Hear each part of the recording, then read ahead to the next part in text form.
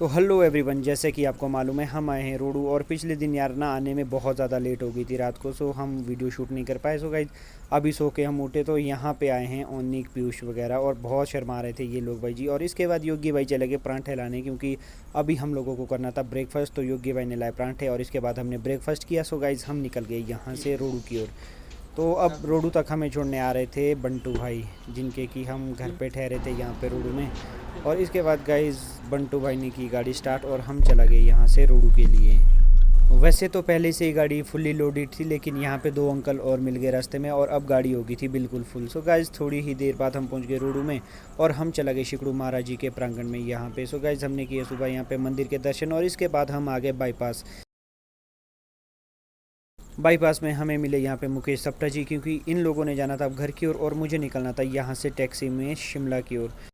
Taxi full होने में लगभग 5-10 मिनट का समय था, तो तब तक हमने भी यहाँ पे मारी गप्पे। और इसके बाद गाइस टैक्सी हो गई फुल और ये लोग निकल गए यहाँ से बस स्टैंड की ओर, क्योंकि इन्हें भी अब घर जाने में देर हो रही थी। सो गाइस ये लोग गए यहाँ से बस स्टैंड और मैं बैठ गया यहाँ से टैक्सी में शिमला के लिए। तो थोड़ी ही देर में हम चल पड़े यहाँ से अब शिमला की ओर। तो यहाँ से स्टार्ट होता है मेरा आज का शिमला का सफ़र। रोडू बाज़ार से 6-7 किलोमीटर आगे निकलने के बाद हम रुक गए यहाँ पे पेट्रोल पंप पे, क्योंकि अब यहाँ पे उस्ताद ने गाड़ी में डलवाना था तेल। सो गाइस उस्ताद ने यहाँ पे गाड़ी में डलवाया तेल पेट्रोल पंप पे और इसके बाद हम निकल गए आगे की ओर। इसके बाद मैं पहुंच गया हाटकोटी। आप देख सकते हैं माँ हाटेश्वरी मंदिर के लिए जो रोड जाता है यहाँ से नीचे। सो गाइज़ मैंने यहाँ से कोशिश की कि वीडियो में आपको यहाँ से मंदिर प्रांगण दिखाऊं, लेकिन यार टैक्सी बहुत तेज़ चली थी और इतना मतलब कैमरा भी मेरे पास सही नहीं था। सो गाइज़ हम निकल गए यहाँ से आगे की ओर। इसके थोड़ी देर बाद हम खड़ा पत्थर क्रॉस करके निकले नीचे की ओर। सो गाइस नीचे की ओर इसलिए क्योंकि यार अब जो खड़ा पत्थर से गुम्मा तक का रास्ता है वो बिल्कुल उतराई वाला होने वाला है।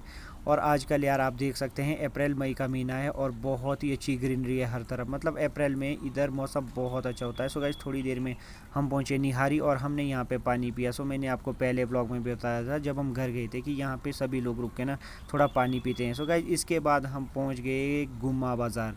तो गुम्मा बाज़ार के बारे में मैं आपको एक चीज़ बता दूं, ये पिछले 5 वर्षों में सबसे ज़्यादा पनपने वाला बाज़ार है हमारे मतलब नियर बाय में। सो गाइज गुम्मा बाज़ार अब ठेऊक बाज़ार को टक्कर देने लग गया है और यहाँ पे होता है अब बहुत ज़्यादा क्राउड। आज से 5 साल पहले यहाँ पे इतनी शॉप्स नहीं थी जितने की आजकल हो चुकी है।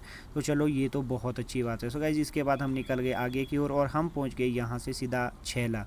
तो छैला में पहुँचते ही यार यहाँ पर थोड़ा सा जाम लगा था। ये जाम इसलिए लगा था क्योंकि यहाँ कोई ट्रक फंस गया था बीच रोड में। सो थोड़ी देर के जाम के बाद अब हमने यहाँ से छैला भी क्रॉस कर लिया। सो गाइज़ अब जितनी उतराई उतर के हम खड़ा पत्थर से लेकर गुम्मा तक आए थे उतनी ही अब यहाँ से चढ़ाई लगने वाली थी ठेऊक तक, क्योंकि यहाँ से है बिल्कुल टक्कर वाला रोड ठेऊक। यहाँ पहुँचते तो वेदर में भी काफ़ी चेंज आ गया था, क्योंकि यहाँ ना पेड़ पौधे उतने ज़्यादा नहीं है, इसलिए इधर गर्मी बहुत ज़्यादा है। सो गाइस इसके लगभग 1 घंटे बाद हम पहुँच गए ठेऊक में। अब टैक्सी हमारी ठेऊक बाज़ार होके तो जाती नहीं है, अब हम निकलते हैं बाईपास होके शिमला के लिए, क्योंकि ये ना बहुत समय से अब टैक्सियाँ बाईपास होके ही जाती है शिमला के लिए। ठेऊक से लगभग आधा पौना घंटे का सफ़र तय करने के बाद हम पहुंच गए फागू। अब फागू से शिमला के लिए सिर्फ 20 किलोमीटर का रास्ता शेष रह गया था। अब फागू से आगे भी मौसम बहुत अच्छा रहता है, क्योंकि इस साइड भी है काफ़ी ज़्यादा ग्रीनरी और बहुत घना जंगल। थोड़े ही टाइम में फागू और कुफरी क्रॉस करने के बाद हम निकल गए छिरावड़ा की उतराई में शिमला के लिए। सो गाइज आजकल वैसे टूरिस्ट बहुत ज़्यादा आते हैं शिमला, क्योंकि आजकल लोअर जितने भी हमारे एरिया है चंडीगढ़ वगैरह वहाँ हो चुकी है बहुत ज़्यादा गर्मी। सो टूरिस्ट सभी घूमने आते हैं आजकल शिमला की ओर, तो इसलिए इधर थोड़ा जाम का भी डर बना रहता है। सो यहाँ लगता है बहुत लंबे लंबे टाइम तक जाम। यहाँ से थोड़ा आगे निकलने के बाद जिस चीज़ का डर था वही हुआ यार, यहाँ पे लगा था जाम, क्योंकि अभी हमारे राष्ट्रपति आ रही है शिमला। सो इसके लिए अभी रोडों में हो रही है टायरिंग, तो यहाँ पे टायरिंग हो रही थी और यहाँ पे लगा था काफ़ी टाइम तक जाम। और लगभग यहाँ पे आधे घंटे जाम लगने के बाद हम निकल गए यहाँ से आगे, और यहाँ से आगे निकलने के बाद हम पहुँच गए सीधा ढली बस स्टैंड में। सो गाइज ये है ढली बस स्टैंड। आज हम बाईपास होके नहीं जाएंगे, आज हम जाएंगे सीधा संजौली होके लक्कड़ बाज़ार की ओर। इसके बाद टनल क्रॉस करके थोड़ी ही देर में हम निकल गए संजौली की ओर। सो गाइज़ यहाँ पे हमें लगा सिर्फ 5 मिनट का ट्रैफिक और 5 मिनट बाद हम पहुँच गए संजौली चौक पर। अब हमें जाना था यहाँ से लक्कड़ बाज़ार के लिए। सो गाइज़ मेरी उस्ताद से बात हुई, उस्ताद ने कहा कि आज टैक्सी जा रही है ओल्ड ISBT। सो गाइज़ मुझे भी निकलना था ओल्ड ISBT तक इसी टैक्सी में। तो इसके बाद हम पहुँचे लक्कड़ बाज़ार। तो आप यहाँ पे देख सकते हैं ये है लक्कड़ बाज़ार का बस स्टैंड। यहाँ से अपर शिमला के लिए सारी बसेज़ लगती है, मतलब रोडू, रामपुर, कोटखाई के लिए हर बसेज़ यहीं से लगती है लक्कड़ बाज़ार से। तो गाइज़ इसके बाद हम निकल गए लक्कड़ बाज़ार से आगे की ओर।